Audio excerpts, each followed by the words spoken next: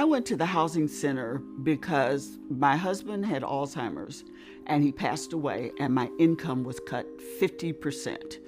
We had lots of bills from his medication, from his treatment. We had lots of bills from where he could no longer pay the bills. And there were so many things that had mounted up that I got behind on the mortgage. I knew I was getting behind. However, I was not getting anywhere with the lender. And I had a girlfriend who recommended the housing center to me. She knew what I had gone through with my husband with 13 years of Alzheimer's. So I went to the housing center, and there was my counselor who walked me through absolutely every piece of information that I needed to get through it. What I loved about the housing center is I had a counselor who was so patient, and she was so right on target, and she was so empathetic.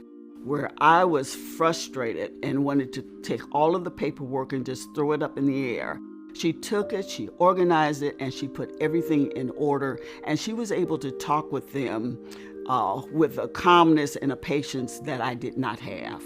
My home means so much to me because it's the place where I can come and be myself. I have friends who ask me if I'm lonely. Being alone is not necessarily being lonely.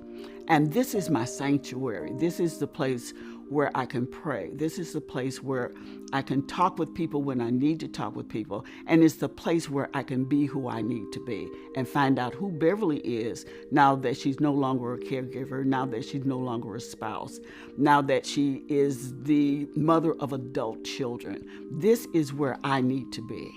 It's sad. I mean, there are times when I will hear a song and I'll think about him.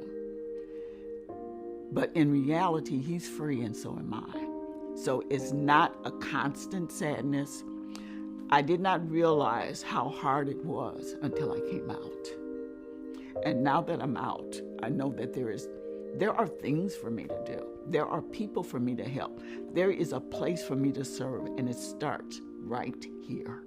I would like to say to the people who manage the loans for those who have Alzheimer's, or for caregivers, or for those who are going through any kind of situation that has put them behind, that we don't do this on purpose. We would like to find a way to do something, but we need you to work with us and not put all kinds of barriers there.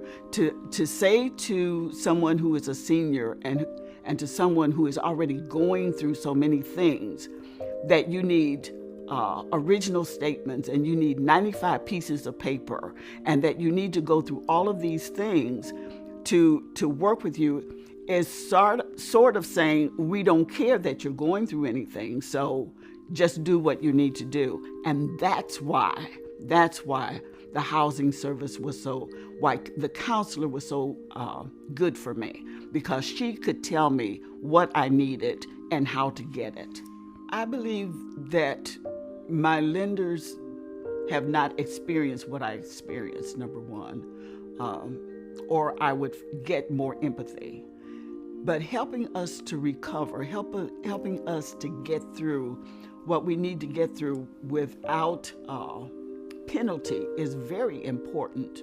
It's important financially, it's important spiritually for us to be able to not worry about where we're going to live when we know that we have so many other things going on in our lives. I would like to have worked with my lender in earlier years before we got to the foreclosure, but no one was listening. The housing center can help people in foreclosure by bringing their expertise on how to apply for a loan modification. You have to remember that it's harder and requires more paperwork to get a modification than it did to get the loan in the first place. The housing counselors are experts on filling this paperwork out correctly and making sure everything is done right. So many times here at the Housing Center, we see people who've been denied for a modification or had their modification thrown in the garbage or rejected because a T wasn't crossed, a box wasn't checked, or there was some tiny mistake in that paperwork. So a counselor can make sure that your application actually gets considered. And for the bulk of people who don't get modifications, it's not because they didn't qualify, it's because there was something wrong with their paperwork. A loan modification is a change to one of the terms of your loan, such as your interest rate, the principal you owe, the life of the loan, and these changes lower the payment to make them affordable again. Sometimes people avoid asking for help because they're either embarrassed that they're in foreclosure, they think they can do it themselves, they think that maybe there are no solutions. Certainly if they've talked to their bank, they've gotten the runaround or told no so many times, they probably believe that. But the reality is there are options available, and if you talk to someone who knows the banks, the programs, and the systems, and the way to make it happen, you can find a solution. There's no moral failure in being in foreclosure. So many people have lost their job, had a loved one die, gotten divorced, or gotten sick. All sorts of things attack a household budget. And getting back on track is the most important thing you can do. And reaching out to a professional like a housing counselor is the way to do that. My role as an attorney with the Housing Center is to help the housing counselors do their jobs. First, I review loan modification offers to make sure that the borrower understands all of the fine print and what the terms are going to be, how the terms are going to change if they're going to change. I go to court and make sure that the housing counselor has the time they need to work on the loan modification. Or if the bank has done something wrong, I bring that up to the judge in order to help the homeowner get the relief that they want. For example, federal regulations require that if a loan modification has been submitted to the bank at least 7 days before a foreclosure sale, the bank has to call off that sale.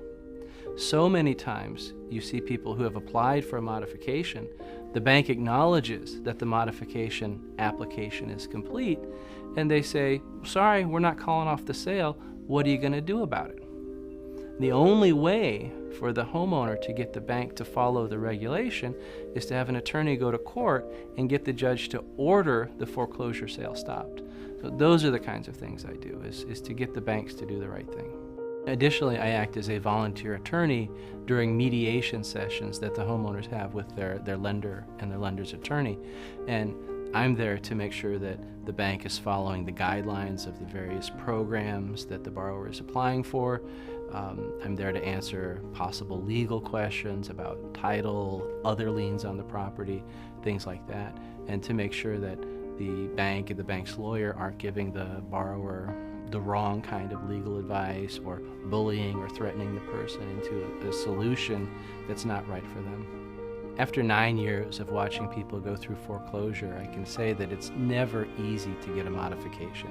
Even the most qualified and diligent homeowner is going to face challenges that are frustrating and make them want to give up. And that's what they want. The banks want you to give up. They're not in the business of giving out loan modifications if they can help it. And if you give up, then it's your fault, not theirs. That's what they're gunning for. So if you want to save your house, you have to be willing to be the squeakiest wheel they've ever heard. And you need to work with somebody like a housing counselor who knows what to do, what forms to fill out, how to fill them out, and where to send them to make sure that you have the best shot possible at getting a modification. There is an extent to which race plays a part in whether or not you're going to get a loan modification. And what I mean by that is that where you live is going to determine, to a great extent, whether or not you're going to get a modification. If you live in a predominantly African American community that has already been picked over and ruined by subprime lending, that neighborhood is going to get hurt in terms of values. That neighborhood is going to get hurt in terms of home values. And across the board, the banks are making these decisions on whether or not to give somebody a loan modification based on their home value. Losing your house to foreclosure isn't just a temporary housing problem. Where am I going to live? For so many families, it's a big problem for intergenerational wealth and also the future of that family. If you look at the housing gains that we achieved in the 90s and the 2000s, the majority of people who were first-time homebuyers were typically the first person in their family to own a house. And for them to lose their homes to foreclosure shuts them all out of the middle class. Home ownership was entree into the middle class, and for them to get kicked out of home ownership and back into renting sets that family and the people in that family back a generation. Also, a house, whether or not you have equity, typically over time becomes the largest piece of intergenerational wealth transfer for a family. And when it's lost to foreclosure, that is essentially the legacy that they're going to give to their kids is gone and taken out of that family. I would say to people who are stressed out by not making their mortgage and that are behind and looking at foreclosure, that they should look at their options.